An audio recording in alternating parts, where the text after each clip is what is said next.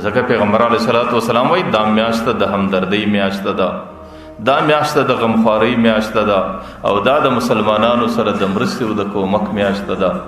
چې کم چا د مسلمان مرسته او کومک وکړي هغې د قیامت میدان ځان ته اسانه کړي، هغې د قیامت د میدان د مشکلاتو څخه خپل ځان صفا کړي. خو دا مدد څوک کولی شي؟ دا به څنګه کوي؟ دا هغه څوک کولی شي چې د کم چا په زړه کې د الله تعالی سره محبت شي.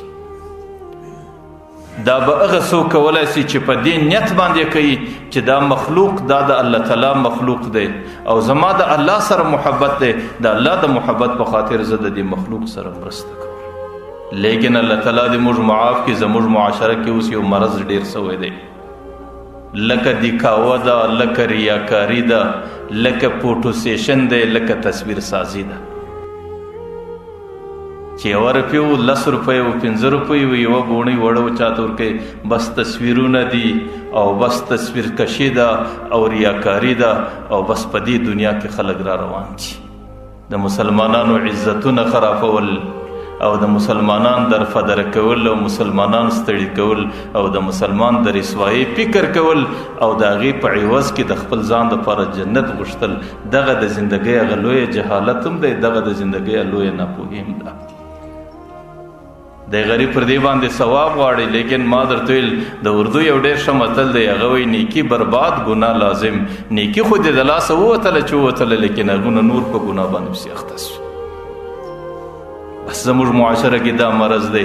کور ته سهار درته ولاړ صاحب غرمه راوځي، پر دکان باندې رشت د ځان دپاره جوړ کړی چې خلک ما ویني چې د پلانکي و دکان ته خو بیا دونه غریبان ولاړو او دې کې صرف د غریبانو تذلیل دی، د پلانکي و کور ته خو دونه ولاړو صرف د غریبانو تذلیل دی. نو په دې شکل باندې دغه ثواب او دغه مدد او دغه نصرت دې ته نه ثواب ویل کېږي، نه مدد او نصرت ورته ویل کېږي.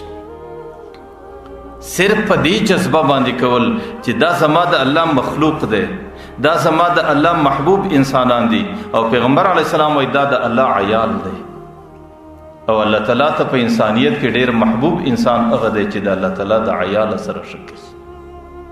په دغه جذبه باندې چې کم سړی دا عمل وکړي او د مسلمان د زندګۍ څخه تکلیف لرې کړي، د دې په عوض کې به الله تعالی د قیامت د میدان تکلیفونه د انسان د زندګۍ څخه لرې کوي.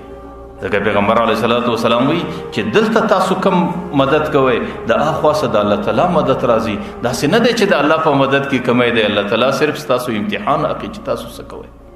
حدیث شریف دی الراحمون یرحمهم الرحمن، چې کم خلک د دنیا پر انسانانو باندې رحم کوي الله تعالی د اسمانو څخه پر هغې باندې رحم کوي.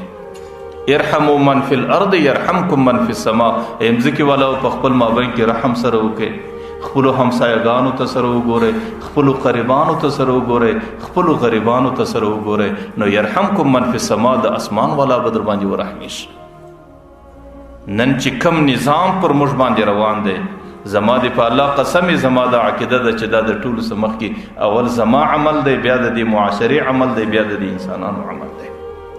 که حاکم را باندې ظالم دی او که را باندې ګرانی ده او که را باندې سختی ده او که را باندې درفدري ده او که را باندې بدامني ده، زه په خپل مابین کې ظالم یم، زه په خپل مابین کې رحم نه لرم او زه په خپله در خپله وسه پورې ظلم کوم، نو بیا به د الله تعالی سره د رحم تمه څنګه وکړم؟ نو بیا زما پر سرم الله ظالم راولي، بیا پر ما باندې ګرانیم الله یږدي، بیا پر ما باندې سختیم الله یږدي او پر ما باندې بدامنیم بیا الله تعالی یږدي، ځکه ظلم اول د ټولو څه ما کړی دی. نو ځکه پیغمبر علیه السلام وایي ارحموا من فی الارض، ځمکې والاو په خپل مابین کې پر له ورحمېږئ، نو یرحمکم من فی السما د اسمان والا به پر تی باندې رحمېږي.